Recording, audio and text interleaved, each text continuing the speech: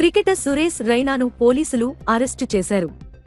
అతడితో పాటు సింగర్ గురు రంధ్వానాను కూడా పోలీసులు అదుపులోకి తీసుకున్నారు. ముంబై ఎయిర్పోర్టుకు సమీపంలోని డ్రాగన్ ఫ్లై క్లబ్పై ఆకస్మిక దాడి చేసిన పోలీసులు వీరిద్దరితో పాటు మరో 34 మందిని అరెస్టు చేశారు.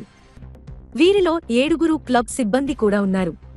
కరోనా నిబంధనలను అతిక్రమించినందుకు గాను వీరిని అదుపులోకి తీసుకున్నామని పోలీసులు తెలిపారు. ఈ విషయంపై Sahar police station senior inspector మాట్లాడుతూ, నిర్ధారిత సమయం కంటే ఎక్కువసేపు తెరిచి ఉండడంతో పాటు కరోనా నిబంధనలు పాటించని నేపథ్యంలో డ్రాగన్ ఫ్లై క్లబ్పై రైడ్ చేసి 34 మందిని అరెస్టు చేశామని తెలిపారు. అరెస్టైన వారిలో క్రికెటర్ సురేశ్ రైనా, సింగర్ గురు రంధ్వానా కూడా ఉన్నారని, 7 హోటల్ సిబ్బందిని కూడా అరెస్టు చేశామని చెప్పారు. వారిపై ఐపీసీ సెక్షన్ 188, 269, 34 ప్రకారం కేసు నమోదు చేశామని వెల్లడించారు. ఇదిలా ఉంటే అరెస్టైన కొద్దిసేపటికే సురేశ్ రైనా, గురు రంధ్వానాలు బెయిల్పై విడుదలయ్యారు.